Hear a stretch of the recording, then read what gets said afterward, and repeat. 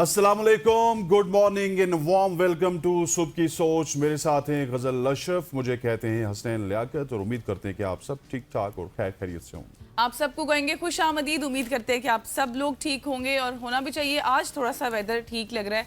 आज वैसे बताया भी है बारिश का, कमरे के लेकिन अंदर वेदर ठीक लग रहा है, बाहर नहीं लग रहा। हाँ बाहर भी, लेकिन थोड़े थोड़े बादल हैं, थोड़े थोड़े बादल आ रहे हैं और शाम में शायद बारिश हो जाए या फिर दिन में हो जाए। बताया हुआ तो है, क्योंकि कल भी हमने बात की थी वेदर एक्सपर्ट से, उनकी जानिब से भी बताया जा रहा था कि 1 जुलाई से 5-6 तक ये स्पेल हो सकता है। लेट्स सी कि अब क्या होता है। लेकिन अगर अब बारिशें होंगी भी गजल, तो उसमें हब्स ज्यादा हब्स ज्यादा हो होगी। जाएगी, सावन क्योंकि मॉनसून का स्पेल पहुंचा भी, है, हाँ। क्योंकि वैसे तो नॉर्मली सावन ने स्टार्ट होने 13 जुलाई से 13 अगस्त तक, लेकिन सावन के महीने का ये खासा है या फिर ये उसकी स्पेशलिटी है कि वो 15 दिन पहले भी अपना असर स्टार्ट कर देता है, और उसके बाद 13 अगस्त खत्म होने के बाद भी वो 15 दिन तक सावन का असर रहता है। सो अगर अब बारिशें होंगी भी तो आप घर के बाहर तो एंजॉय कर सकते हैं, लेकिन घर के अंदर आपको अप्लायंसेस चलानी होंगी, एंजॉयमेंट एसी में एंजॉय कर सकते हैं। अदरवाइज बहुत ज़्यादा हब्स होगी। और जिन लोगों के पास कूलर हैं, उनसे गुजारिश ये है कि वो अपने कूलर का जो बटन होता है ना पानी वाला, उसको बंद करना है आपने। पूरे सावन में पानी वाला बटन बंद करेंगे तो वो और ज़्यादा आपको नमी नहीं होगी महसूस अपने रूम्स में, तो आपके रूम शायद ठंडे रहें या फिर उस तरह से हब्स नहीं होगी। बिल्कुल जी, ये ट्रिक आपने अब लाजमी अपनानी है, जो लोग भी कूलर का इस्तेमाल करते हैं। तो आज हमारे पास सोशल स्टोरीज कौन सी है? सबसे पहली स्टोरी ये है कि वज़ीर आला पंजाब मरियम नवाज शरीफ साहिबा ने 5 सालों के दौरान सूबे में, अगर मैं आपको बताऊं तो 5000 इलेक्ट्रिक बसें लाने के हवाले से ऐलान कर दिया है। वज़ीर आला पंजाब की ज़ेर सदारत ट्रांसपोर्ट मास ट्रांसिट डिपार्टमेंट का इजलास हुआ, जिसमें सूबे में मजीद जो इलेक्ट्रिक बसें हैं, ई टैक्सियाँ हैं या फिर ई बाइक्स हैं और ई3 व्हीकल्स मुतारिफ कराने का फैसला किया गया है। इजलास में मरियम नवाज ने कहा कि आइंदा 5 साल के दौरान ना सिर्फ इलेक्ट्रिक बसें लाई जा रही हैं, बल्कि उनकी मैन्युफैक्चरिंग इंडस्ट्री भी कायम की जा रही है। इजलास को ब्रीफिंग में ये भी बताया गया कि पंजाब में इलेक्ट्रिक बसों का आप ये कहें कि बाकायदा से एक प्लांट भी काम कर रहा है, उसके ऊपर प्लान भी शुरू कर दिया गया है जिस पर यह काम होगा। ब्रीफिंग में मजीद ये भी बताया गया है कि 1 साल के दौरान तलबा को 1 लाख ई बाइक फराहम की जाएंगी, जबकि पंजाब हुकूमत हर ई बाइक पर 70,000 रुपए की सब्सिडी देगी। तालिबात के लिए अगर बात की जाए तो उनकी ई बाइक्स की डाउन पेमेंट और रजिस्ट्रेशन फीस वज़ीर आला खुद अदा करेंगी, जबकि पंजाब के सरकारी मुलाजमीन भी आसान अकसात पर ई बाइक्स हासिल कर सकेंगे। इस मौका पर वज़ीर आला मरियम नवाज ने इजलास में तामीराती काम के दौरान हिफाजती इक़दाम यकीनी बनाने की भी हिदायत की है। बिल्कुल ऐसे ही है ख़वातीन व हज़रात, ये एक बहुत ही अच्छा कदम है वज़ीर आला पंजाब CM पंजाब मरियम नवाज की जानिब से। और इसकी क्योंकि हमने इसका देखा भी है, पंजाब की जितनी भी तहसीलें हैं, पंजाब का एक कोना होता है जो कि देवल और मरी का इलाका है, वहाँ पे दूसरा राजनपुर में, तीसरा ज़ातकाबाद में, लेकिन जहाँ जहाँ पे भी दूर दराज की तहसीलें हैं वहाँ पे भी ये पहुँची हैं। और मैं आपको सिर्फ मरी की बात बताऊँ तो इस वक्त जो विजुअल्स आ रहे हैं, ये मरी आपको जीका गली के विजुअल्स नज़र आ रहे होंगे, जहाँ पे आजमाइशी तौर पे क्योंकि वहाँ पे काफ़ी ज़्यादा चढ़ाई होती है, तो आजमाइशी तौर पे तमाम तर मेट्रोज़ को वहाँ पे आजमाया गया। अब देखते हैं कि कितनी कैपेसिटी होगी, कितने पैसेंजर्स को लेके ये मरी में भी जाएंगे। चकवाल के हवाले से, तलगंग के हवाले से, पंजाब की जितनी भी तहसीलें हैं, जितने अजला हैं, उनके हवाले से गज़ल ने बड़ी खूबसूरती से आपको बताया कि तकरीबन हज़ारों बसेस और भी इंक्लूड की जाएंगी। और ये 5000 इलेक्ट्रिक बसेस हैं जो कि पंजाब में आपको पंजाब गवर्नमेंट लेके आएगी। उसके अलावा ई टैक्सीज हैं, ई बाइक्स हैं, तो इनसे यकीनी तौर पे आप सबको फायदा भी होगा। स्टेशंस भी मैंने देखे हैं, स्टेशंस भी इनके बन गए हैं, आपके घर के बाहर भी बने हुए हैं। हाँ, वहाँ भी बना है। और लेकिन उसमें मरीम नवाज की तस्वीर लाजमी होनी चाहिए। हाँ, पिक्चर नहीं अभी लगी, मेरे घर के बाहर जो बना है वहाँ पर अभी पिक्चर नहीं लगी, लेकिन आपके घर के बाहर से आते हुए 6 रोड पे वो लगी हुई है। 6 रोड पे लगी हुई है और मरी रोड पे भी जितने स्टेशन है उन सब पे लगी हुई है। जो मेरे घर के बाहर पिक्चर लगानी है, अच्छा पता चलेगा ना कि ये वज़ीर आला पंजाब मरियम नवाज शरीफ साहिबा की जानिब से। कल कोई और आएगा तो अपनी पिक्चर लगा लेगा, वो फिर आहिस्ता आहिस्ता ऐसे ही चलेगा। इस तरह लग रहा है कि मरियम नवाज जिस तरह पिक्चर्स लगा रही है ना, कि वो जेब से खर्चा कर रही है। हालांकि पंजाब गवर्नमेंट का वहाँ पे ज़्यादा अमल दखल होना चाहिए था, लेकिन शायद मरियम नवाज को पिक्चर्स का ज़्यादा शौक है। क्योंकि हम तो देखते हैं कि ये तो सिर्फ आपने स्टॉप्स की बात की है, आप मरी जाइए तो वहाँ पे रेडी बान जो है ना, उनको भी उस तरह का ठेला दिया हुआ है जिसके ऊपर मरियम नवाज की पिक्चर होगी, उसको कोई नहीं वहाँ से उठा सकता, लेकिन जिसके ऊपर वो पिक्चर नहीं होगी उसको उठा दिया जाता है। सो ये भी है कि मरियम नवाज को खुद शायद पिक्चर्स का शौक है, या उनके किसी मुशीर को या किसी चाहने वाले को, कि वो हर जगह पे उनकी पिक्चर लगा देते हैं। फौजी नुज़ात, आगे बढ़ते हैं और आगे बढ़ते हुए अब आपको हज के हवाले से आगाह करते हैं। ऑनलाइन हज पोर्टल ने 1.5 लाख रजिस्ट्रेशन का माइलस्टोन अबूर कर लिया है। वजारत मजहबी उमूर के मुताबिक प्राइम मिनिस्टर की हिदायत पर हज वाजिबात की ऑनलाइन अदायगी का निज़ाम भी बना लिया गया है। वन लिंक के जरिए हज वाजिबात घर बैठे जमा कराना मुमकिन होगा। तर्जुमान ने बताया कि रजिस्ट्रेशन से अदायगी तक हज निज़ाम मुकम्मल डिजिटल होगा, जबकि समुद्र पार पाकिस्तानी भी घर बैठे हज रजिस्ट्रेशन और अदायगी कर सकेंगे। बिल्कुल जी, हज रजिस्ट्रेशन के हवाले से हमने आपको उस वक्त भी खबर दी थी जब ये स्टार्ट हुआ था, जब इसका पहला दिन था, और अब बाकायदा तौर पर हम आपको एक बार फिर से बता रहे हैं कि रजिस्ट्रेशन करवा लें, क्योंकि अब ये सिलसिला, ये काम बहुत आसान हो चुका है। घर बैठे आप करा सकते हैं। पाक आईडी ऐप जो है उसके बारे में भी हम आपको बता चुके हैं कि वो आप इंस्टॉल कर लें। उसमें भी तमाम तर इंफॉर्मेशंस मौजूद हैं। पासपोर्ट के हवाले से भी उसमें बहुत कुछ है। इसी तरह रजिस्ट्रेशन, हज रजिस्ट्रेशन के हवाले से भी बहुत कुछ है। तो अब बहुत सारी चीज़ें ना डिजिटल दौर में आके आसान भी हो गई हैं। पहले जो बहुत कुछ मुश्किल लगता था, अब बहुत कुछ आसान हो चुका है। आगे बढ़ते हैं, आपको लिए चलते हैं एकदम से अब मैक्सिको की रियासत की अगर बात करें, जालिस्को के शहर की अगर बात करें, वहाँ क्या हुआ है कि वहाँ एक पुरअसरार शख्स, अगर की मैं बात करूँ उनकी, तो वो या फिर गिरोह, वो मुबैना मोटरसाइकिल चोरों को जो है वो उसने बाकायदा तौर पर डक टैप से बिजली के खंभों के साथ बांध कर छोड़ रहा है, जिसके बाद पुलिस उन्हें वहां से अपनी तहवील में ले रही है। और रिपोर्ट्स के मुताबिक बैटमैन फिल्म की तर्ज का ये सिलसिला जून के वस्त में शुरू हुआ। 13 जून को पहला शख्स जो है वो खंबे से बंधी हुई हालत में मिला, जिसकी पेशानी पर चोर लिखा हुआ था, जबकि करीब ही एक मुबैना तौर पर चोरी शुदा मोटरसाइकिल भी मौजूद थी।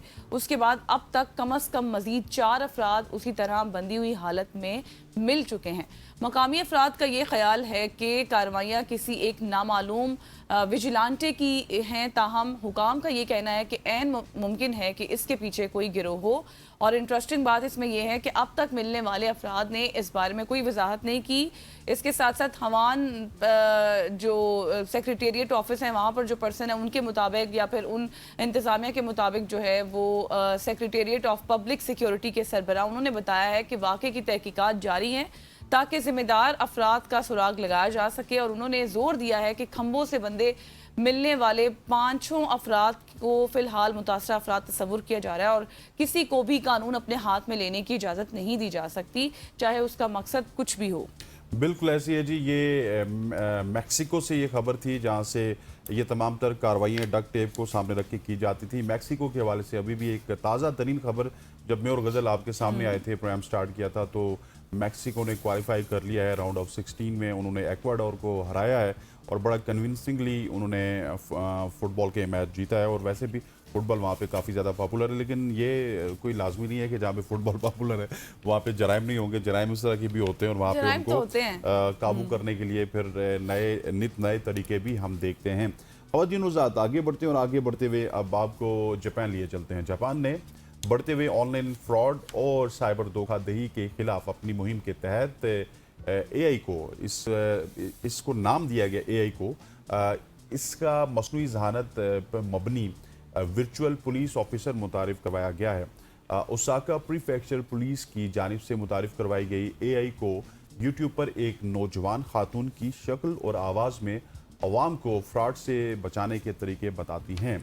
वो खबरदार करती हैं कि अगर कोई शख्स वीडियो कॉल पर खुद को पुलिस ऑफिसर भी जाहिर करे तो गालिब इम्कान ये है कि वो धोखेबाज होगा। एआई को आगाज़ में ऐसे वक्त में किया गया है इसका, जब जापान में गुज़श्ता साल सरमायाकारी, रोमानवी ताल्लुकात और जाली पुलिस अफसरान या फिर मशहूर शख्सियात के नाम पर होने वाले फ्रॉड के बायस शहरियों को $2 अरब से ज़ायद का नुकसान उठाना पड़ा। एआई को इसका नाम बड़ा इंटरेस्टिंग है। एआई से मुराद मसनूई ज़हानत है, एआई टेक्नोलॉजी, और को जापानीज़ ख़वातीन के नामूस में से इस्तेमाल होने वाला एक आम सा वर्ड है जिसको इस्तेमाल किया गया। ये वर्चुअल पुलिस ऑफिसर हकीकी जो फ्रॉड कॉल्स हैं और इसके अलावा गुफ्तगू की बुनियाद पर तैयार की गई वीडियोस के ज़रिए आवाम को बताती है कि धोखेबाज किस तरह से लोगों को अपने जाल में फंसाते हैं और किन अलामात से फ्रॉड की बर वक्त निशानदेही की जा सकती है।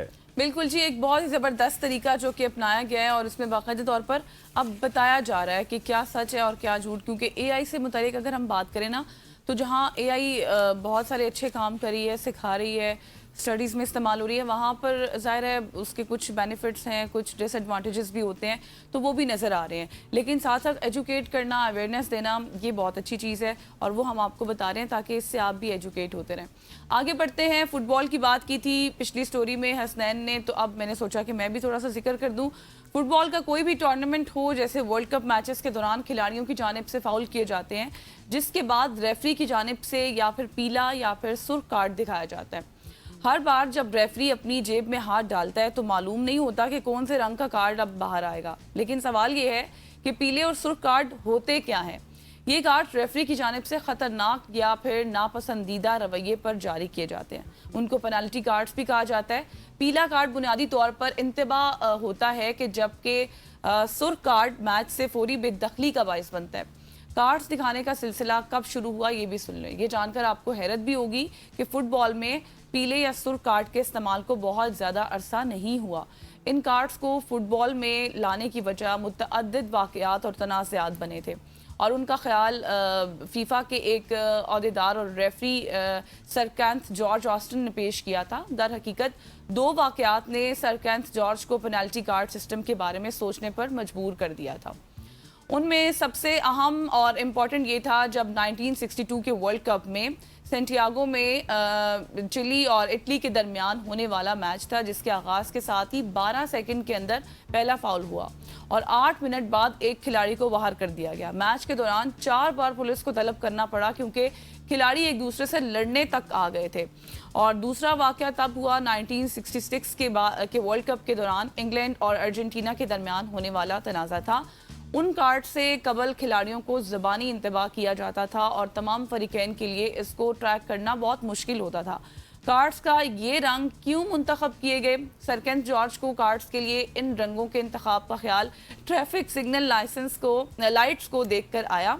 वो वेम्बले स्टेडियम से ड्राइव करते हुए जा रहे थे जब उन्हें कलर कोडिंग कार्ड्स के सिस्टम को अपनाने का ख्याल आया। फिर 1970 के फीफा वर्ल्ड कप में पहली बार इन दोनों रंगों के कार्ड्स को इस्तेमाल किया गया और अब इनके इस्तेमाल को 50 साल से ज़ायद का अरसा गुजर चुका है। बिल्कुल, ये बड़ी डिटेल से गज़ल ने आपको बताया और ये क्योंकि फ़ुटबॉल को बहुत अरसा हो गया, तकरीबन 200-250 साल से फ़ुटबॉल किसी न किसी शक्ल में खेली जा रही है।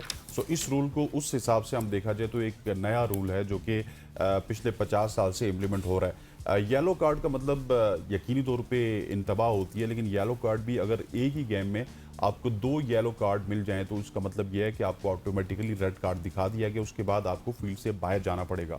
2 येलो कार्ड या फिर 1 रेड कार्ड का मतलब ये होता है कि आप उसके बाद मैच से बाहर जाएंगे और फिर रिप्लेसमेंट भी नहीं मिलेगी। सो आपकी जो फील्ड में मौजूद खिलाड़ी हैं वो 11 से 10 हो जाएंगे और आपको 10 खिलाड़ियों से खेलना होगा, उसकी रिप्लेसमेंट में कोई भी शख्स नहीं आएगा। और फिर फुटबॉल का एक और अनोखा रूल है कि फील्ड में कम से कम 7 खिलाड़ी होने चाहिए। मतलब कि अगर किसी को 5 रेड कार्ड मिल चुके हैं और वो 11 में से 5 खिलाड़ी उसके बाहर हैं और खिलाड़ी उनके 6 बाकी हैं फील्ड में, तो वो टीम बेसिकली उसको वॉकओवर दिया जाता है दूसरी टीम को उसके ऊपर और वो टीम 3-0 से मैच हार जाती है। सो ये बड़ा एक इंटरेस्टिंग रूल है फुटबॉल का, जहाँ पे रेड कार्ड और फिर येलो कार्ड, और ये फिर खिलाड़ियों को नहीं दिए जाते, ये बल्कि बेंच के ऊपर बैठे हुए लोगों को भी, जिनमें आपके कोचेज़ हैं, जिनमें आपके कोई भी अगर वो रेफरी से आके बहस करता है बेंच में तो उसको भी मिल सकता है और वो भी फिर उसके बाद इसी तरह के रूल्स होते हैं। काफ़ी ज़्यादा सख्त रूल हैं और हो सकता है किसी खिलाड़ी पे 1 मैच की पाबंदी होती है, किसी पे 2 मैच की पाबंदी होती है। ये उसके उस बिहेवियर के ऊपर होता है, जिस बिहेवियर के बाद ये अंदाज़ा लगाया जा सकता है कि इसकी जो गलती की संगीनी है वो किस हद तक ज़्यादा है। ख़वातीन वज़ात, आगे बढ़ते हुए आपको न्यूयॉर्क लिए चलते हैं। न्यूयॉर्क के शहर है इथाका, जिसमें वाक़ई एक कब्रिस्तान के नीचे साइंसदानों ने कुदरत का एक हैरत अंगेज़ राज दरियाफ्त किया है, जहां तकरीबन 55 लाख जंगली शहद की मक्खियों की ज़ेर ज़मीन आबादी मौजूद है। ये मक्खियाँ एंड्रीना रेगुलस नामी माइनिंग बीज हैं जो जत्थे बनाने के बजाय ज़मीन में अलग अलग घोंसले बनाती हैं। ये गैर मामूली दरियाफ्त उस वक्त हुई जब एक तहकीक करने वाले ने रोज़ाना वॉक के दौरान कब्रिस्तान में मक्खियों की गैर मामूली तादाद देखी। बाद माहिरीन ने इसकी रिसर्च की और उसके दौरान उनको अंदाज़ा हुआ कि ये कॉलोनी तकरीबन एकड़ रकबे पर फैली हुई है और मुमकिन तौर पर 100 साल से भी ज्यादा अरसे से मौजूद है। साइंसदानों के मुताबिक ये दुनिया में अब तक दरियाफ्त होने वाली जंगली मक्खियों की सबसे बड़ी आबादियों में से एक है और माहिरीन का कहना है कि ये दरियाफ्त इस बात की याद दहानी भी करवाती है कि फितरत के हैरत अंगेज राज अक्सर हमारी नज़रों के बिल्कुल सामने होते हैं मगर हमारी तवज्जो से ओझल रहते हैं। ये तहकीक जंगली पोलिनेटर्स के तहफ़्फ़ुज़ और उनकी अहमियत को समझने में भी एक अहम माइलस्टोन साबित हो सकती हैं। बिल्कुल जी, बहुत ही ज़बरदस्त तहकीक है। कब्रिस्तान में इस तरह का मक्खियों का जमा होना और फिर इतने सालों से होना और रोज़ाना, मतलब ये भी काफ़ी इंटरेस्टिंग है कि कोई इंसान रोज़ाना वहाँ जाता हो फिर जाकर देखे कि इतनी तादाद क्यों है, फिर उसके बाद उस पर तहकीक करना। बड़ी इंटरेस्टिंग स्टोरी थी, आपको बताई है। यकीनी तौर पर आपको अच्छी लगी होंगी आज की हमारी सोशल ट्रेंडिंग स्टोरीज, इंफॉर्मेटिव थी और मज़ेदार भी थी। और पीले के और सुर्ख कार्ड्स के हवाले से, फिर मक्खियों के हवाले से, फिर वज़ीर आला पंजाब मरीम नवाज शरीफ का जो मंसूब है उसको अब आगे से किस तरह से पाया तकमील तक पहुँचाया जाएगा, उस हवाले हम डिस्कशन कर रहे थे। अब लेते हैं एक शॉर्ट सी ब्रेक, वापस आते हैं, हमारे साथ रहिएगा।